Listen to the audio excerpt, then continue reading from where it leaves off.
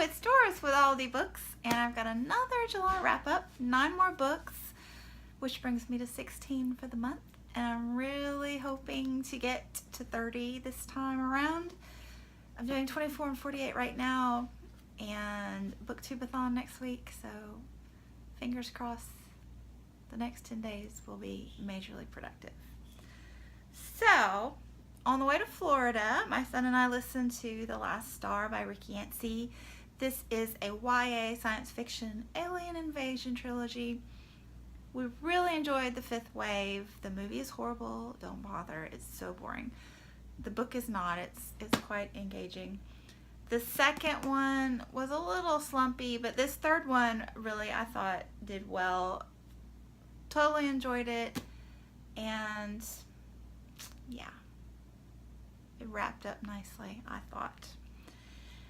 And then I listened to this one recently, And Every Morning the Way Home Gets Longer and Longer by Frederick Bachman. Catherine from Cover to Cover recommended this one to me. It was a quick listen, hour and a half novella.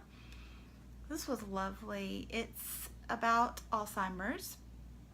The grandfather is advancing fairly quickly with it, and it has a very dreamlike quality. Actually, the story takes place in the grandfather's mind, so it's his dreams, and it's about him relating to his son and his grandson, and then relating to each other, and how they come to terms with his changes and his loss of memory, and also dream sequences with his wife that had passed away years before. It's just really beautiful. Really beautiful. And speaking of beautiful, if you watched my Florida vlog, I pretty much gushed and gushed and gushed about Burial Rites by Hannah Kent. I love this book. For this one, it's all about the story and the characters, the way they interact with each other and progress throughout the story. I honestly wasn't going to pick this up.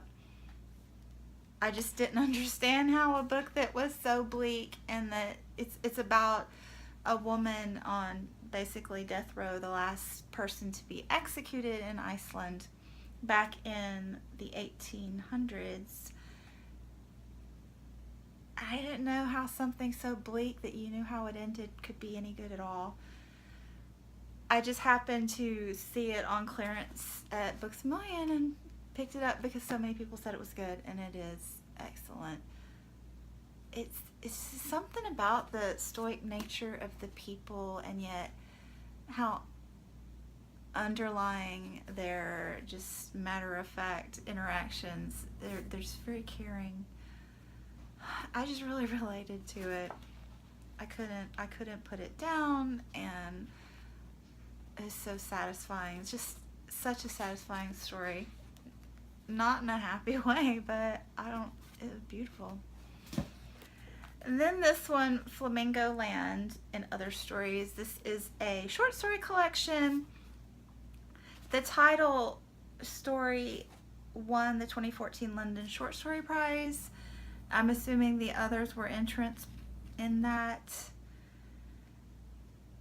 When I first opened the book, my first thought was my little bit of graphic design information just told me that this font was a little too close to Comic Sans for comfort. I don't know what they were thinking with that. And the short story collection didn't do anything for me at all. I just felt like it was trying way too hard. The stories just tried way too hard and just didn't really go anywhere. And I think they were trying to be experimental, most of them, and dramatic, and it just fell short for me, sadly. And this one was such a disappointment, majorly.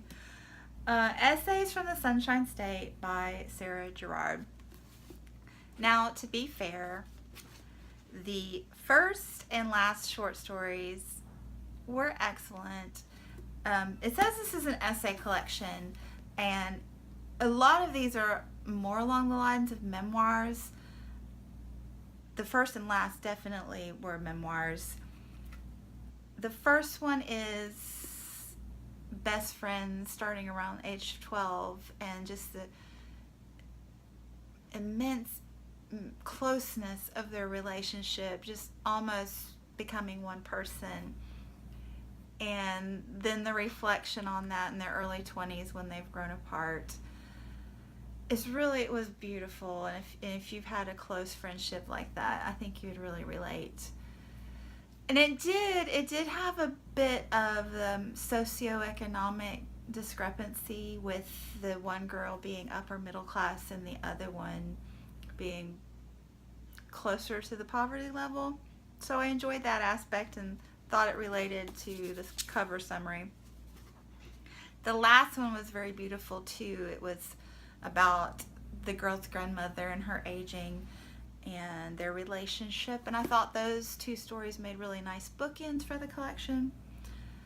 There was also a little blip at the end that I thought was a really neat idea, and I think I want to do it, where she basically just lists all of the animals that she sees each month. So each month is just a listing of animals and a few adjectives thrown in for interest, but that's all it is, and it was really cool and I liked it, but that did not justify this cover.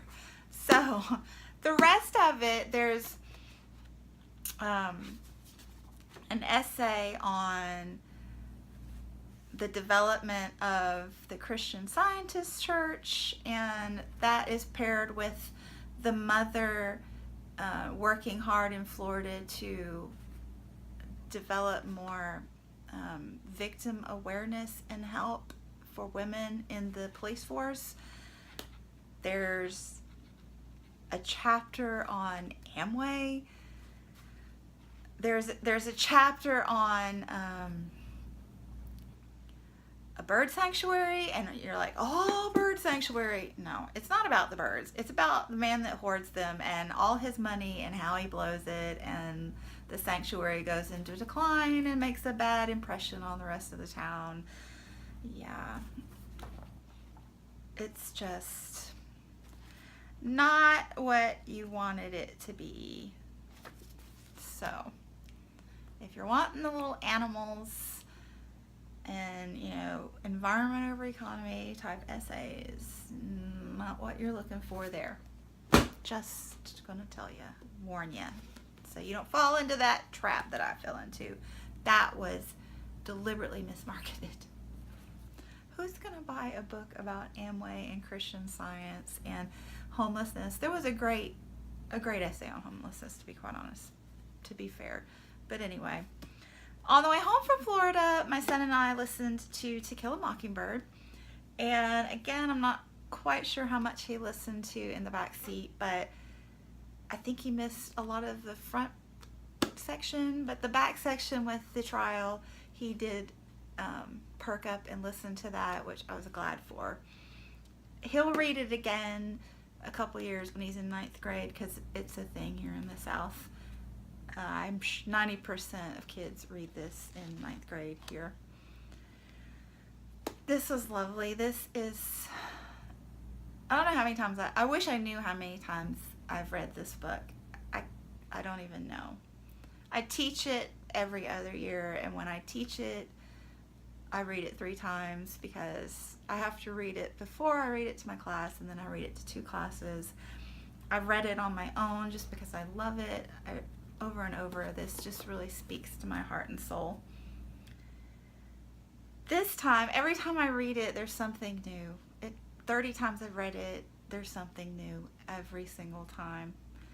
This time, what was fascinating, 2 things. This is the first time I've listened to it on audiobook.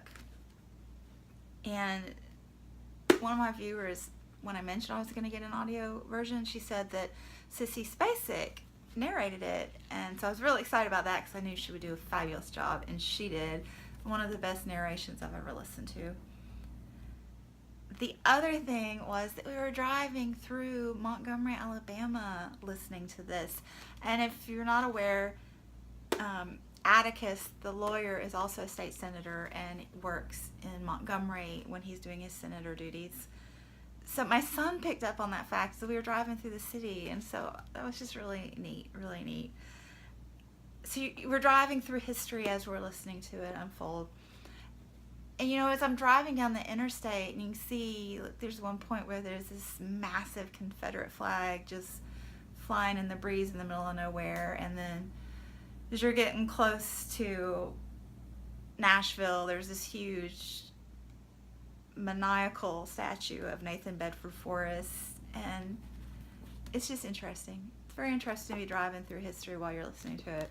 I love this book. So after I finished Burial Rites, I loved it so much that I was kind of in a reading coma and not sure what to do next. So I decided to pick up Beautiful Ruins because it was a beautiful cover, and I thought maybe it would be good to me. And I think it's funny. Burial Rites and Burial Ruins. Interesting. Serendipitous. This was really good. This is part of it set in 1960s Italy in tiny little cliffside town, and part of it set in modern day Hollywood. Some flashbacks to other times in one of the main characters' life. Flashbacks to other characters, newer characters. So it does skip around between different characters' viewpoints and different times and places. And I know some people don't like that, and I want to tell you to give this one a try because the author does a great job in leading you through that. So it's not one of those books where each chapter you're trying to figure out who you are and where you are and when you are. No, he's very upfront about that. So this is an easy read in that sense. It's an easy read. It's just enjoyable, very enjoyable. And one thing I liked about it too is the end. It was just really gorgeous ending. Just like warm, aged sunshine. I don't know what it just made me feel good. I don't always like endings where the author like wraps up everyone's life for you. I like a few loose ends, but this one he just did it so beautifully. It was an enjoyable ending. Okay, and then I wanted to grab a quick one to try to, stack my numbers. So I found this one on my shelf, On Cats by Doris Lessing. And I've never read any Doris Lessing, so if you have, let me know what you think or what a good one would be. She won the Nobel Prize in 2007, so I'm definitely going to investigate some more of her. I enjoyed this little read. It's about cats, obviously. Memoir. It's a memoir, I would say. And they're either short stories or novellas that have been pushed together into this one. I believe the earliest one was set in the 60s.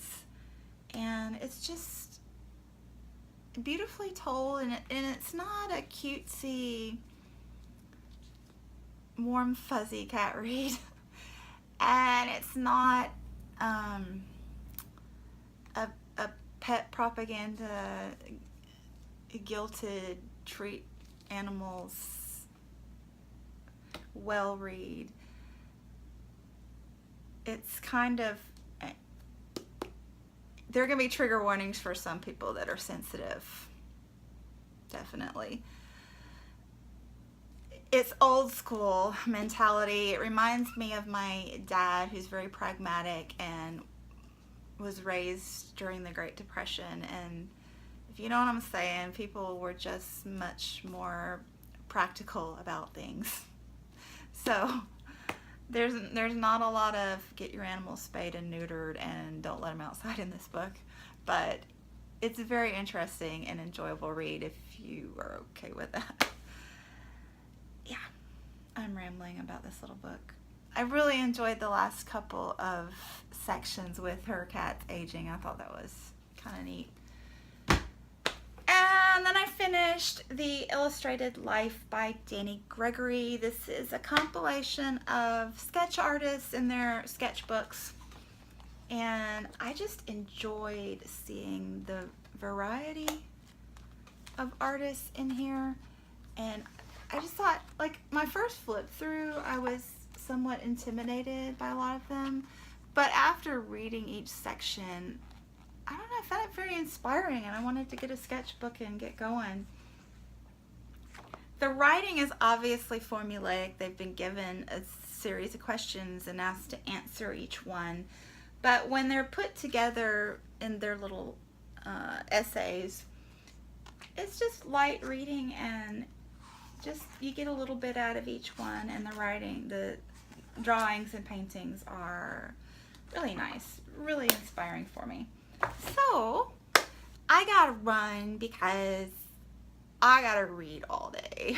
So anyway, thanks for watching, and I will be back soon. Bye. I gotta quit saying today. I'm off my game. Whatever. So there's another Anybody want to count them? So if you're looking for a quick romp through the stars, what the hell? Hello, it's Doris with Aldi Books, and I have another June shit.